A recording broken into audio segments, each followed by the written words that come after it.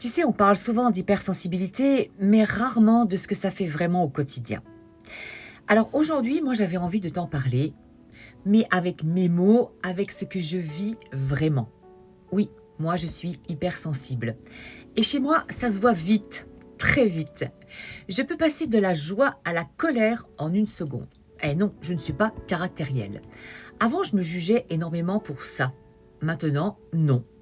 J'accueille, j'écoute, je me laisse traverser par ces émotions, je ne laisse plus mes émotions décider à ma place ou me détruire. Et puis, il y a l'autre côté de moi. Je suis capable de m'émerveiller comme une enfant juste parce qu'une coccinelle est venue se poser sur ma main ou devant moi. Je souris, je respire, ça m'apaise tout de suite. Parfois, il me suffit de me poser quelques minutes, de regarder un arbre, le ciel, peut-être un oiseau qui passe, une fleur, et ça me recentre. Instantanément, la nature me calme, la nature me soigne. Mais mon hypersensibilité, c'est aussi tout l'inverse. Je peux pleurer devant un film, devant une scène d'injustice ou devant le journal télévisé. Oui. Quand je vois des personnes âgées, maltraitées, des gens qui souffrent, qui manquent de tout, je ne peux pas rester indifférente. Je ressens tout dans mon cœur, dans mon corps, comme si ça me traversait complètement. Ma famille est habituée maintenant, bien évidemment, mais pour moi, pendant longtemps, ça a été assez compliqué à assumer. Je peux aussi rire à gorge déployée, même au cinéma, quand je vais voir un film, bien évidemment. Et je ne vais pas m'en excuser, bien évidemment que non. Quand c'est drôle, c'est drôle. Moi, je vis tout intensément. Je n'ai pas de filtre, je n'ai pas de limite. Et puis, il y a également ma capacité à ressentir les émotions des autres. Ça, c'est mon empathie. Leurs vibrations, leurs non-dits, leurs tensions, je les capte tout de suite. Alors, aujourd'hui, j'ai appris à reconnaître ça parce que c'est moi. Et ça, ce n'est pas moi. Mais avant, ça me vidait. Ça m'épuisait.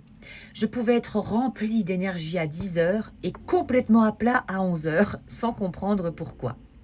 Et c'est ça aussi mon hypersensibilité. Je peux vouloir tout faire, tout ranger, tout créer, tout retourner et une heure après, extinction des feux, j'ai plus d'énergie. Pendant longtemps, j'ai cru que c'était un défaut, que c'était plus un fardeau également, cette hypersensibilité. Aujourd'hui, je sais que c'est une particularité de moi. C'est même une force. Je m'en sers même, oui, effectivement, comme une force.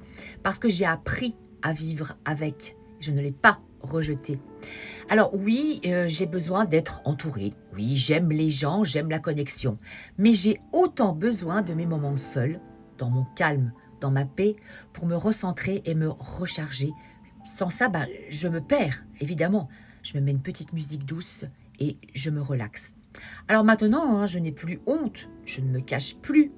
J'ai compris que mon hypersensibilité, ce n'est pas être trop, c'est juste être vivante, être réceptive, ressentir le monde sans filtre.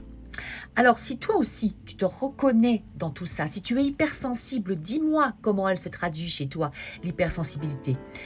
Sache bien évidemment que tu n'es pas seul et que ce n'est pas une faiblesse. C'est une belle intensité qui fait de toi quelqu'un de profond, de vrai, de lumineux.